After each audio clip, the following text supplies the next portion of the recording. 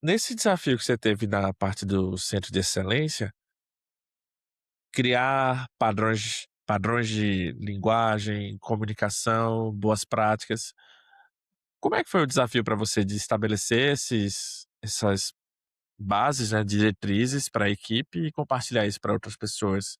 Porque, assim, é um playbook que não existe, né, os centros de excelências, especialmente na área de IA generativa, é uma coisa nova e é novo no mundo inteiro, assim.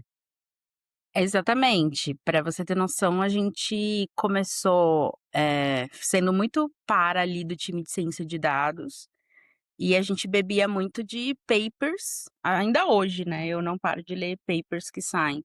Papers acadêmicos que começam a nos dar uma dica, assim, de por onde a gente consegue experimentar.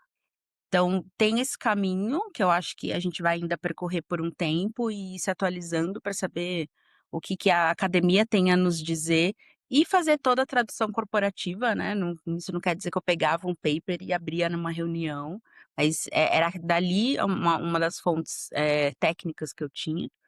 E outra é realmente parar para entender o output, assim, se a na verdade, se o input que eu trouxe via prompt ou via agente, quando se transformava no output, o que que ele conseguiu fazer do que eu pedi e como que eu, encontro algum tipo de padrão em cima do que ele conseguiu fazer. Então vou dar um exemplo, assim, eu vou lá e coloquei um KB, né, um knowledge base ali para ele consultar, e aí pedi para ele construir uma resposta para mim dando um passo a passo do que fazer dentro de um produto.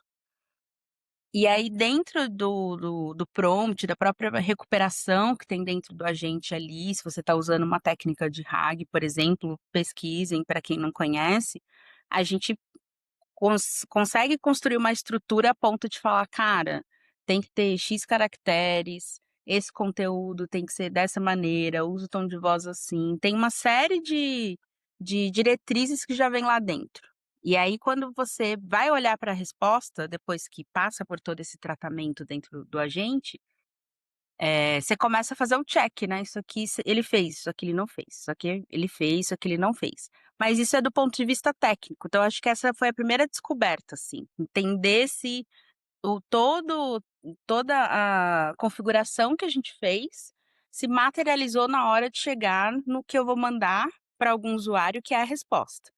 Mas não fica só aí, essa é a camada técnica. Depois a gente tem que ir para uma camada mesmo de compreensão do tipo, é essa a tradução que a empresa quer ter, na hora de conversar com o cliente?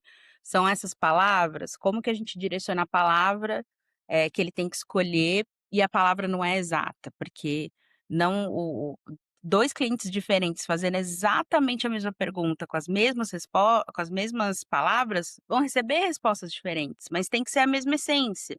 Então como que a gente encontra um padrão para isso? E aí a gente começou a estabelecer, assim, como que tinha que ser essa formatação da palavra, da resposta, essa estrutura da resposta, assim. Então, tem que ter um bem-vindo se a gente estiver no início da conversa, então ele tem que saber que é o início do turno, se ele vai usar bullet, se não vai, mas nesse contexto aqui onde ele está querendo fazer uma compra, talvez não seja bullets. Olha, a gente teve assim, e não foram, acho que para fechar, não foi, assim, tão simples da maneira como eu estou explicando. O que que a gente teve que fazer? Pegar lá, olhar todas as respostas que a IA criou e falar: "Cara, se eu fosse ou escrever essa resposta ou mandar essa resposta para o usuário, o que que tá faltando? E o que que tá no lugar certo?".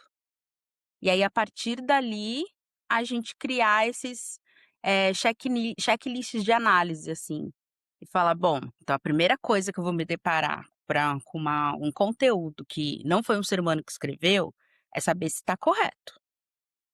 Então eu preciso ter critérios para definir o que que vai ser corretude e analisar essa resposta". Outra coisa é: falei tudo que eu precisava falar? Pelo menos nesse momento da conversa, com essa resposta? Então a gente também tem que ter critério de completude. E isso foi olhando para o texto, assim, a gente não falou: descobrimos num paper", não, a gente teve que olhar lá e falar: "Ó, é importante a gente analisar e reportar uma métrica de corretude e de completude". Então, é um pouco experimento, como eu falei, de olhar humano, mas também fontes ali um pouco mais, testadas e que a gente consegue entender nos papers como tem que ser.